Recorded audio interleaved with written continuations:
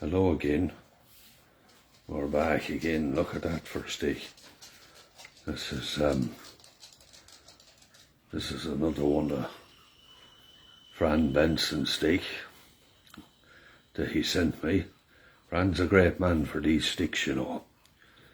He cuts and makes them above in Dublin, and no matter what story I tell him about a steak, he'll come up with these steak. This is a beach steak. Look at that for a handle on it. And he made and sent this steak to me out of a story I told him that occurred about 1974, I think it was. An old friend of mine above in Croghanhill, poor old Paddy John. Poor old Paddy John was a bit on the slow side.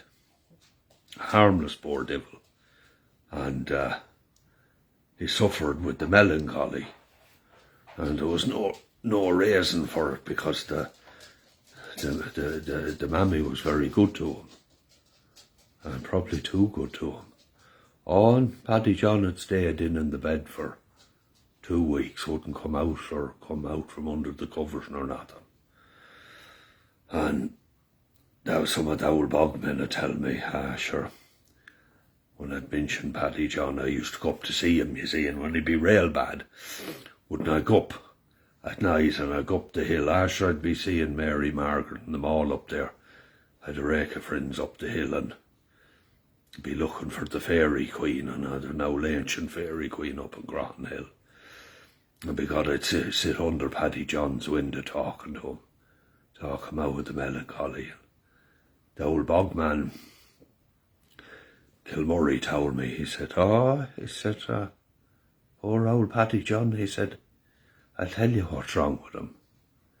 He lives the far side of Croghanhill, and not on the Tor side, he lives on the road side of Croghanhill.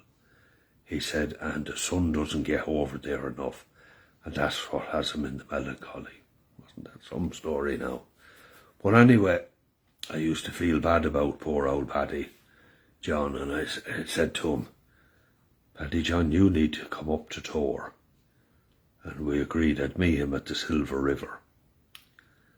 And he'd walk down, and I'd meet him on my bike, and I put him up on the handlebars and up to Tor House and up the beech trees. And this is the crack. We used to make our own crack in them days. We didn't have toys or books or libraries or fun fairs or cinemas, nothing, absolutely nothing. We had our own crack, and we had the best of crack. And we climbed the beech trees in Tor House, and I'd leave a trampoline of about 3 foot of dead leaves at the bottom of it. And the trick was to climb to the top of the beech tree and jump. And we got on the way down, wouldn't we? Be grabbing the branches of the beech tree, and you'd come down and you'd have a mighty lump of it. I'd see Paddy John shaking this stick, and one day I said, Jesus, Paddy John, what are you going to do with the lump of a beech stick? Oh, he said, I'm going to bait them Mullaghrush fairies. I said, bait the fairies? I says, why, do you see them? Oh, we got to do. And you see, this was another thing. The bogmen that lived in the bog, the old bachelors, the harmless poor devils, and the traveller people, the old traveller people, all the good people were able to have the gift of seeing the fairies, and they could see into both worlds, and the things they used to come out with. It'd fascinate you. Just being around them would fascinate you. But oh God, he said, and anyway, I reckoned he used to bait these sorts. He used to be, when we go into dances into Dangan and be coming home at the crossroads, and I often seen Paddy John there, and he'd pull out the stick, the lump of a beech stick, and he'd be making swipes, and I wouldn't be able to see a thing. And out, just hours, he'd be going, go on, just hours got back up to Mullaghrush where you come out of it. Oh, to carry on used to be something shocking. Then because one day I went away a few years later, and I didn't see poor old Paddy John for a good few years. And I was at home from holidays one day, and Torn didn't bump into poor old Paddy John. And I said, well, Paddy, I said, long time no see, how are you getting on? Oh, Jesus grand, he said, he said, I got a woman, you know. I said, I can tell, I can see it in you. I said, I'm delighted for you. I said, and how did you meet her? Oh, he said, that's a long story, he said. And so we sat down anyway, and he told me the story. He said, be Jesus, one day, he says, I was bringing old cattle down for handing up to the top field, he said, and I was passing the Dangan crossroads, he said, and got to the top field, he said, no way could I get the cattle into the top field, he said. And I could hear this voice coming out from behind the bush. None of them cattle is coming into this field until you get Mary so-and-so from Croghan Hill. I want to marry her. Oh, he said, I knew it was one of the Mullaghrush fairies, he said. A fairy man, and he wanted a mortal woman. Oh, because he said, I know her well. He said, I go up and I get her for you. And then will you let the cattle in?